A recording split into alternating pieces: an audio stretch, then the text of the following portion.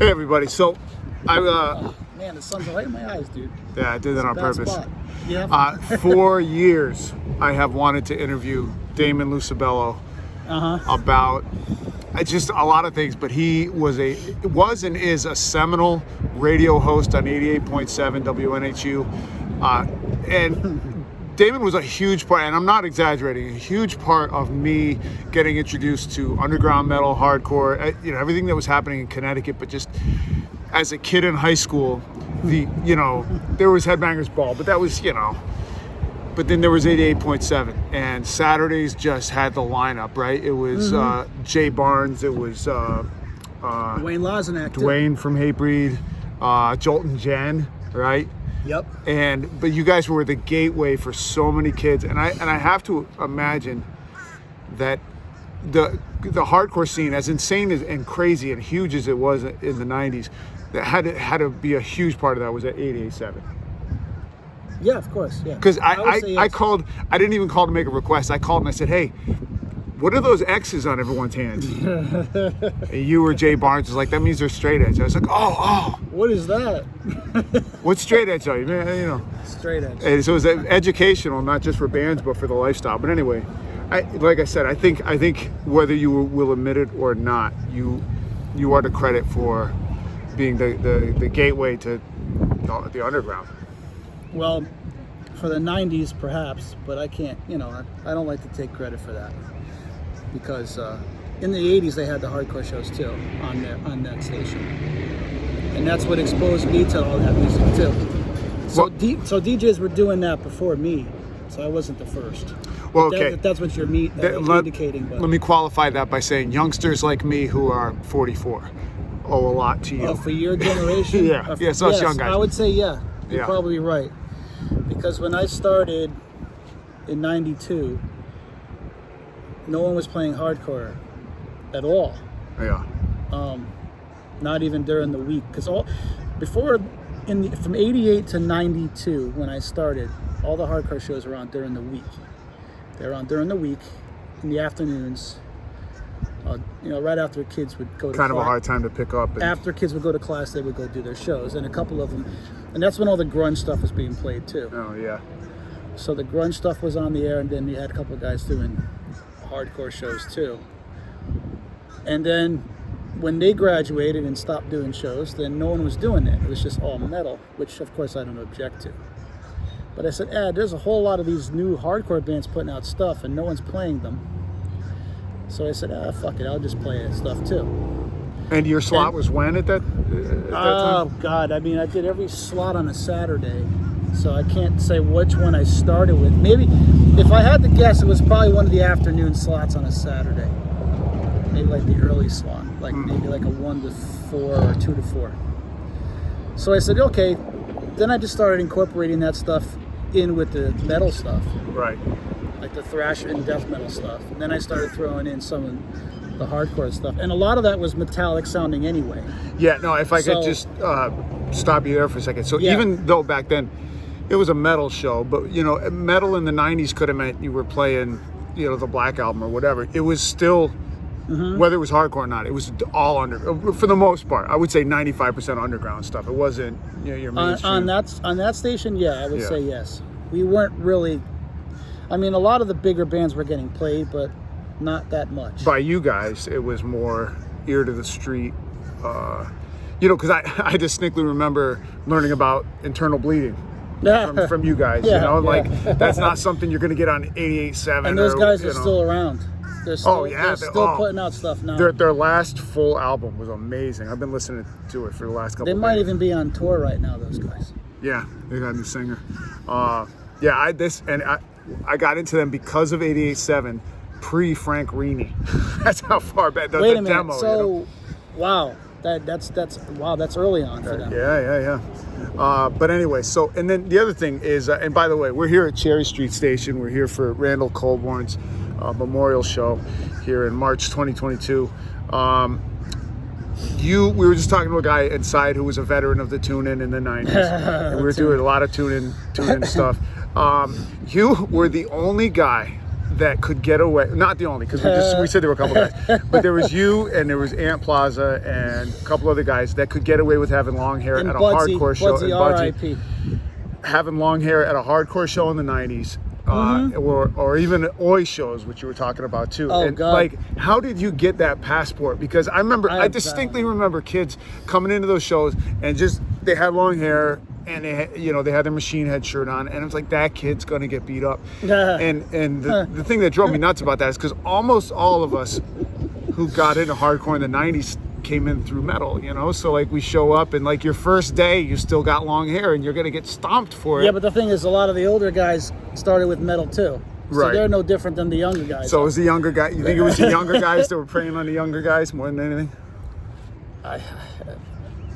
Because there were so many fights. I really don't know the answer to that. The tune in the 90s. Why did I get a pass? I couldn't tell you. Maybe it was because nobody wants to beat up the radio guy that will potentially play our fucking band. See, I don't think anybody knew that. And that's it. I don't know. When I started going to the tune in, I was 17.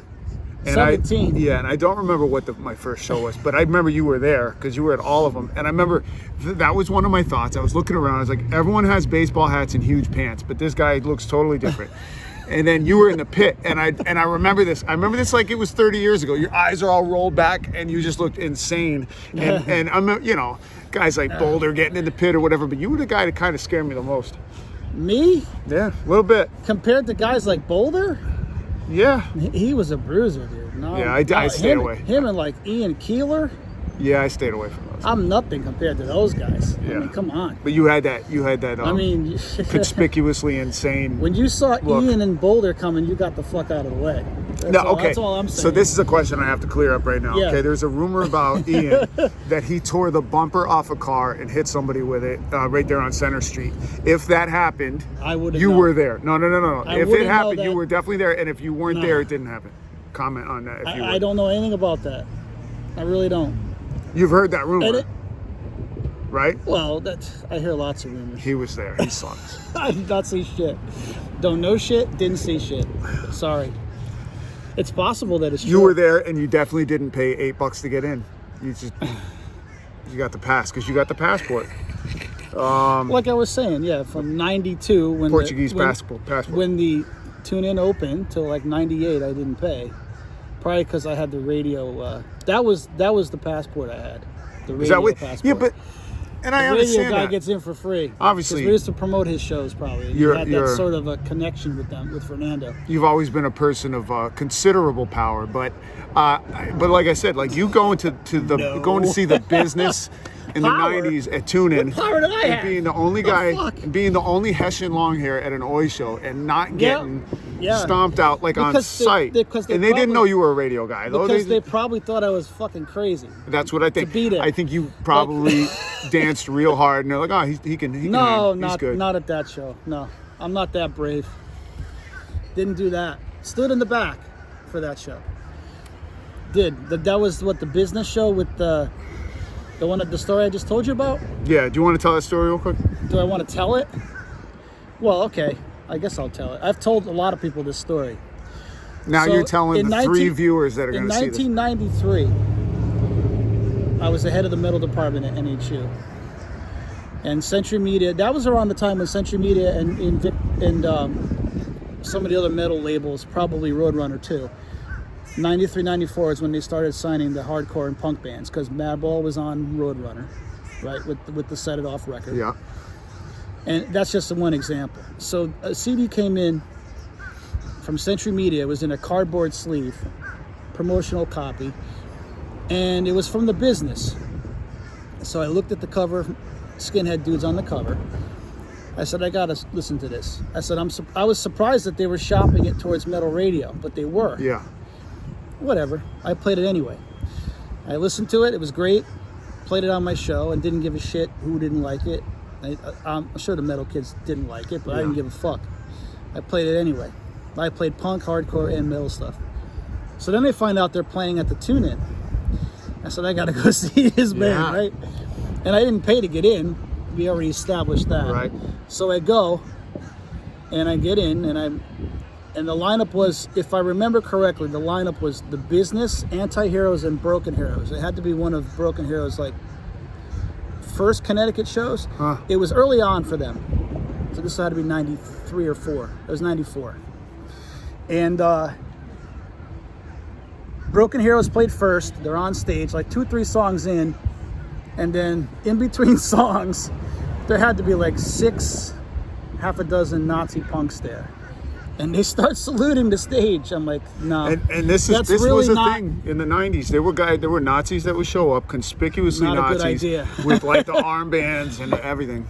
And so I don't know if they were fucking joking or if they were serious or what, but it was not a good idea. So I'm in the middle of the dance floor, and then I see at least one guy run past me. I had no idea who it was. It was that quick. And he ran right in the direction of where they were standing, which had to be towards the side door of the club. If you know anything about this tune-in, it's the side door. Stage, what would that be? Stage. To the stage left, the alleyway there. So, next thing I see is this hail of fists on these kids. And they just dragged them out of the club. Yeah. And I'm in the middle of the floor. I watched them drag these kids out. And it's like, oh boy, I told you it wasn't a good idea. So then right after the fight breaks out, the show continues. No more fights the rest of the show. But right after the fight breaks out, I'm looking around. I did a panoramic view of the crowd. I'm still in the same spot. I'm not up front, I'm towards the back. And I said to myself, holy shit, I'm the only non-skinhead in this crowd. Yeah. I'm like, that's pretty fucking intimidating. Well, you're a fucking long hair at one of their shows, yeah, and you're the only one that has any hair whatsoever, short or long. It was crazy. Do you think that it was totally that you fucking survived crazy. The night because they looked at you and they said, well, at least he's not a Nazi, he's not a bonehead? I don't know how the fuck you know what I mean? Because I idea. didn't go. I don't think I went to any Oi shows in the 90s, but I remember hardcore shows distinctly. Like, that's, if you show up with like a long sleeve with a deicide on you're done. Like, you're done. Let alone long hair back then. Anyway, now all the kids, they all look like that now. I think it was how you conducted yourself. You know what I mean? If you started shit, obviously you're gonna get it in return. Yeah. Me, I never started shit. I just, sure, people say, oh, you dance pretty hard. Yeah, but sort of everybody fucking did though. Everybody did though. Yeah. So I don't remember most people though. I remember Damon from the pit. Well, Ant Plaza. I remember Ant Plaza. Yeah. Another had distinct style. You know? Hardcore Tom. And nobody fucked with Ant Plaza either. Right. Yeah. I mean, again, as an example. So I think by that time the long hair, short hair, skinhead thing, conflict was kind of on its way out. Yeah, I really do. Now, a few years before that, maybe. But so how long have you been going to hardcore shows? Well, and I don't want to upset you here, but you did just admit to me that you just turned 50. Yes. So that's true. So how long have you been going to hardcore shows? Well, shows in general, I started going in probably about 88. Okay. To like the local thrash metal shows. I would say my first hardcore show probably about 91 maybe. Okay. 91, something like that. So what have you seen? What has changed? And a lot has changed. But what are the major things that you have seen have changed in the scene? Oh God. Do I really want to discuss that? I stopped going after the 90s. I stopped going in the 90s, I think. But the New Haven scene was huge. There were New Haven bands, and there was a lot of just New Haven people that went to shows. And now it's not really like, there's not like a distinct New Haven scene anymore, right? Well, there's still a scene. It's you and Jay Barnes. But the thing is, I don't think a place like the Tuning was ever replaced. Right. Yeah. When the Anthrax closed, there was a bunch of clubs that sprouted up, But the Tune-In closed, and nothing in New Haven replaced it, really. Right. I mean, there were bars like Cafe 9 that put on hardcore shows, but not to the extent that... So, in other words, the Tune-In was New Haven's Anthrax of that time frame. I feel like it was Connecticut's CBs. Connecticut CBs? Well, that's maybe arguable, but that's a big claim to make. But of the era. if you wanted to say that it was a club, I mean, it will never live up to CB's, but if you wanted to say that it was a club that everybody went to, kind of like the people from New York went to CB's, sure. Right. I would say you could put it in that category, but to say it, to compare it to CB's, nah. Well, of Connecticut. No. Let me qualify it. Of Nah. Connecticut. But yeah, I mean, but anybody who went to shows in the 90s definitely has a ton of memories from the tune-in and Sure. yeah, usually good ones, I would I would guess. People are surprised I never went to the Anthrax, though. Never Probably did. because I was a long hair and didn't feel like getting beat up at those fucking shows. You know, hearing back now about like, And then everybody Judge says, "Well, playing everybody Anthrax. says, well, they did metal shows at the end." I said, "Yeah, but I didn't have a way of getting to Norwalk, so so I was only like 17, 18 at that time." I always saw you as like a fairly seminal New Haven guy, anyway, right? Like you used to. Yeah, I'm from Staven. And you went to. You said you went to the tune-in starting the first year, correct? Did you go to the Moon before that? I think I only went to 2 shows at the Moon that I recall. Or was it 1? Actually, wait a minute. Let me think. It was 2. Okay. At the Moon. Fernando was booking at the Moon before he opened the tune-in. So this had to be 91. I think I saw Mucky Pup there when they played. Wow. That's how far along back that was. And the other show I recall was the Exploited with Biohazard and Typo. That had to be my God. That had to be 91. So I never went in there. How big was the Moon compared to like? And I didn't tune-in? see the Exploited because the person I went with didn't want to stay. Oh. So I never saw them to this day. I was really pissed. How big was the Moon compared to tune-in? The tune-in was bigger. Okay. Have you ever been in Edge of the Woods in New Haven? Yeah. The Moon was like maybe 2 doors down from there. Oh, it's in the same. So it was like a much smaller venue. Okay. I didn't know that. It was the only place that Nirvana played. Yeah, I heard about that one. In the whole state of Connecticut. They never played here again. Huh.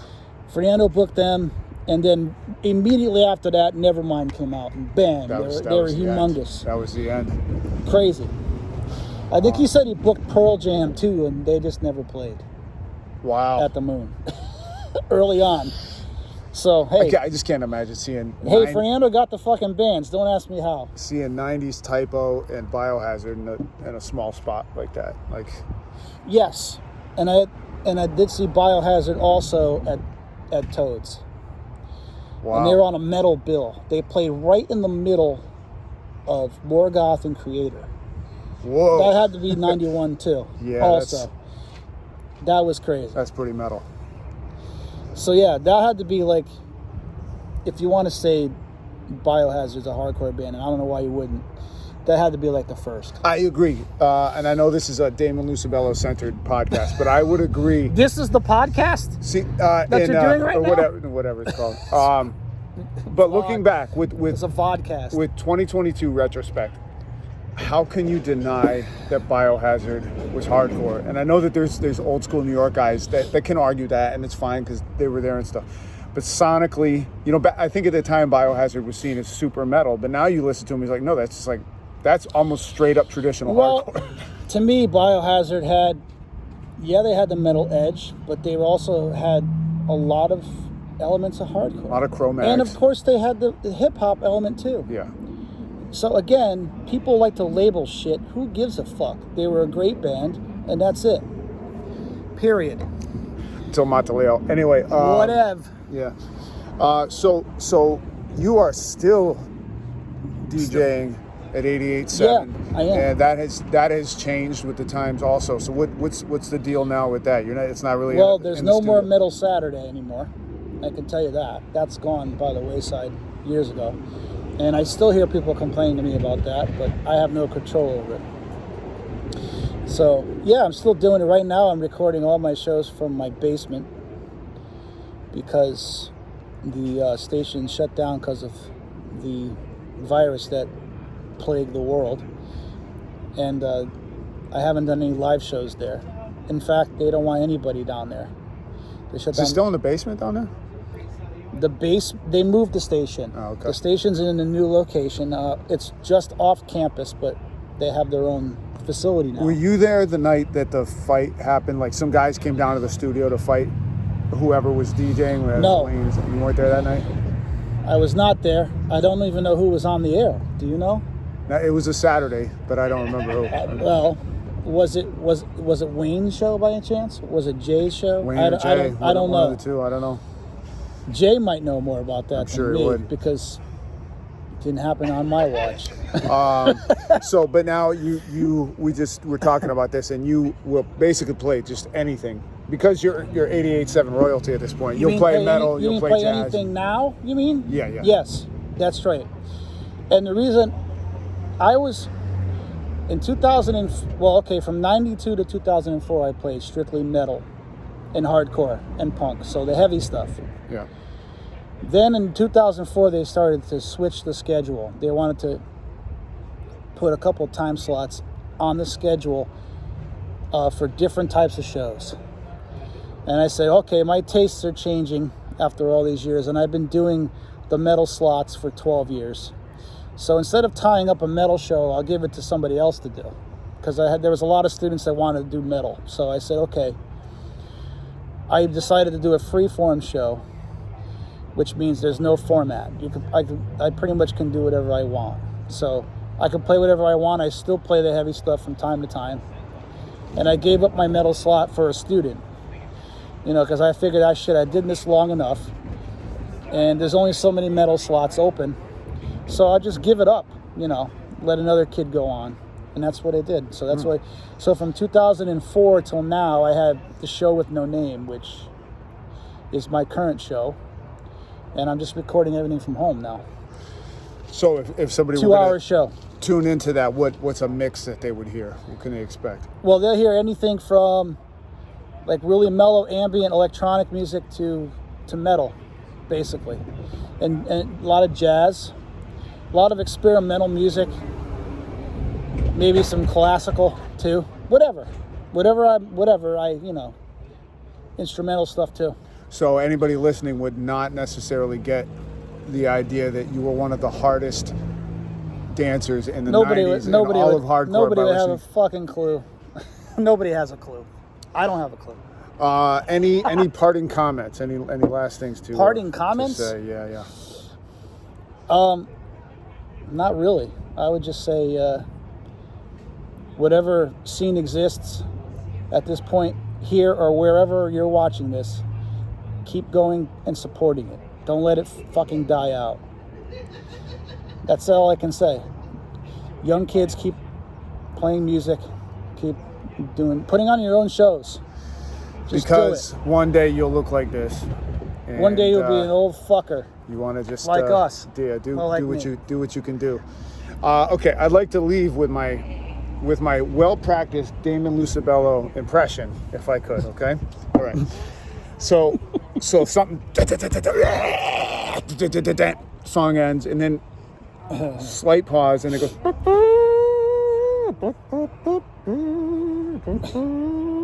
some jazz thing that plays for like 30 seconds, and you're like, is this Candiria? Like, I don't know what's going on here. And then you hear Damon go,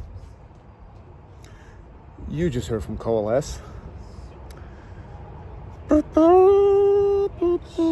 that be like the background music in the background? Yeah. Real like smooth jazz. And then you go, that's awesome. The time is... Time to get a watch. 7:26. It was so drawn out. It was so slow. I was like, just play some Timer Troopers. Just do something. Shut up, old man. Play fucking music. All right. Play fucking Hammer Smash Face. That's what I heard all the time. Charlie. That and Angel of Death are like the two biggest requested songs. Oh, I believe it. I distinctly remember hearing those both. All right.